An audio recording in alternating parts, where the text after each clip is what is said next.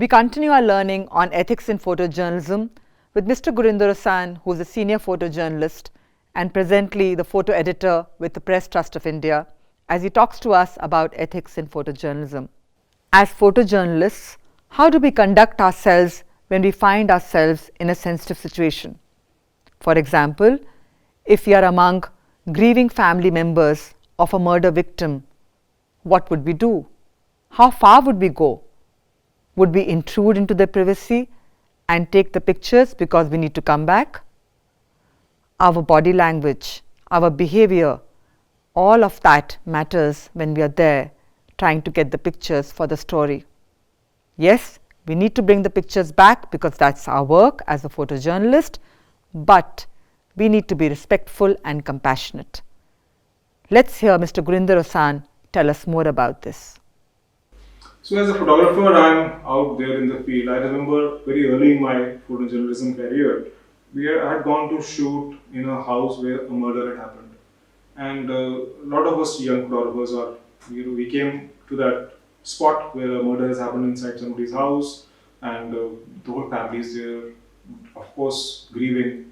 And we didn't have the heart or the guts to go inside and shoot them.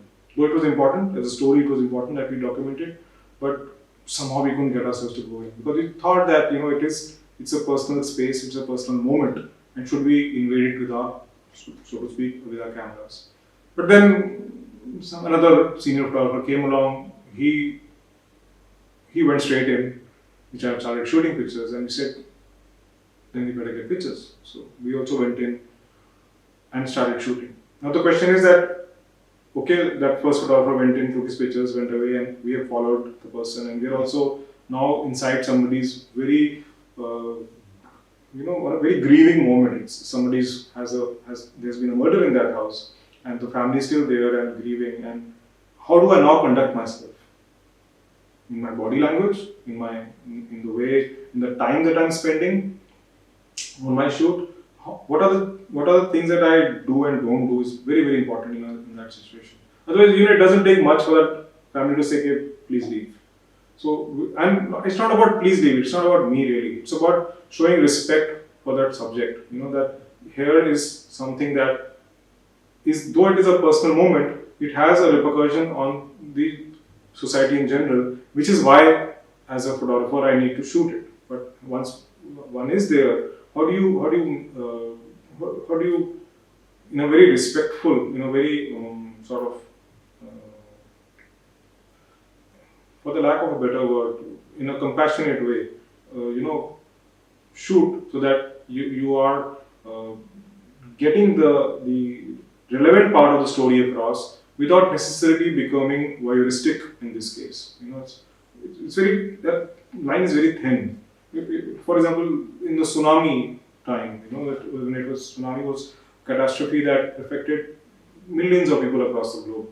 Some people died in Africa. One person died in Africa also, because 1.5 lakh people died worldwide. So it's a catastrophe of a huge scale. And I was shooting mainly in the Tamil Nadu coast when I did shoot the tsunami story, and it's death all over the place. There are so many families that are affected because of that. When I'm there doing my job, and I can't even understand the language of the people because it's a Tamil Nadu coast, and I'm from North India, so I do not understand the language. But so I'm not really understanding what they are saying. Not that that matters, but hence what then becomes more important is for me to be able to read their body language, and for me to conduct myself in a way that also doesn't in any way show any. I will not be able to explain myself through words. So how I conduct myself in my eyes, the way I look through my, how do I, what is the look in my eyes, what is my body language, what is my how do I conduct myself to that is very important. During the tsunami, for example, there was a mass grave, and the whole village is gathered grieving, and they are layering dead bodies inside that pit, which also has children. And I wanted to shoot that slightly closer, and I did enter that pit. Now, thing is that I may be walking over bodies that have been buried under. And I'm maybe walking on them. The people who are helping as volunteers may also be doing the same, but they need to. And can I make a choice of not going inside? As a photojournalist, I felt that I need to be inside, even if it is for a brief while. And I believed at that moment that I need that picture. So I did enter. Now, but how am I? What is the look in my eyes? What is my body language? How am I conducting myself? What is the respect that I'm showing to the people who are alive and grieving, and the dead? Both are equally important. So then, when you are with that frame, it will show. Even though I could not speak Tamil, the people knew exactly what I'm about. What am I doing there? And they didn't mind my presence, because if they were crying, I was almost crying myself. It was a strong moment for everybody, and it's not that I'm going there with a sort of I'm not aloof. I'm not above that situation. I have to integrate. I have to become at par with that subject. I have to be able to feel everything that they are feeling. If I don't, then I will not get the pictures also. You have to be able to be sensitive towards your subject, towards the situation, and then document it the best one understands. If it is say the war-torn situation in Sri Lanka, where I did go to areas which were under rebel fire, in this case a place called Trincomalee, and there are people dying because of the hostilities there. There is multiple rockets being fired right next to a hospital, and every time that would happen, one would get a jolt. So 16 rockets suddenly fire out next to a hospital. So the patients are obviously bearing the brunt of it, because I'll come, shoot, go away, but they will stay there. So how am I again? What am I doing with myself is very, very important. How am I again? Sri Lanka, the language is an issue there. I'm not being able to. If I have to explain myself to them, I can't. So again, it is all a question of the look in my eyes and my body language, and how I'm conducting myself. All of this becomes very, very important, and somehow it shows. If you are honest about your approach and your intent is right, the subject sees it, and the subject will give you that space, will give you that respect. Coming back to that tsunami example, I felt that I was becoming voyeuristic.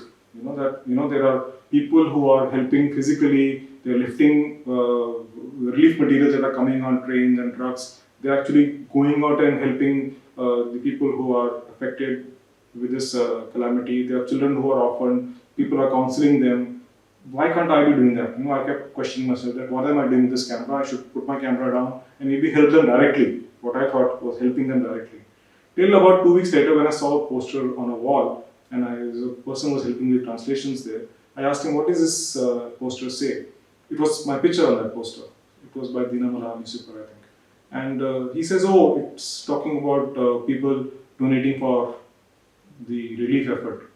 And suddenly my bell rang. I said, that is my role. My role is not to lift sacks from a train. My role is not to go help with medicine or with psychological help to people who are affected mentally. My role is as a photographer. I'm a photojournalist. My role is with a camera. And the pictures that I'm shooting are affecting the world.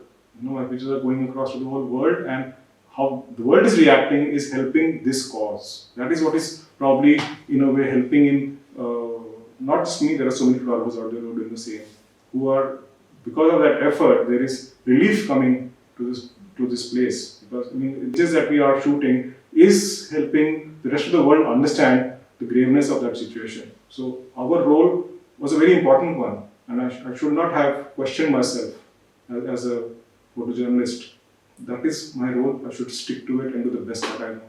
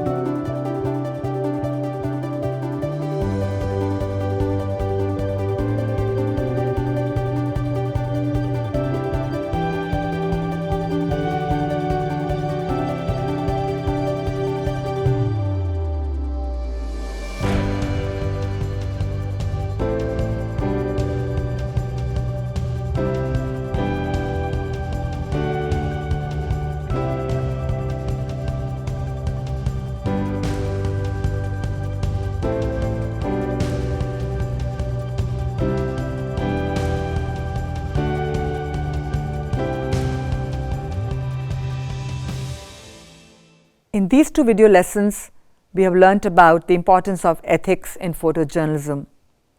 It is important that when you begin your career in photojournalism, you practice whatever you have learnt. Your own ethical perspective will shape your actions and your photographs. You can make a significant contribution to the profession of photojournalism as an ethical photojournalist. Are you ready?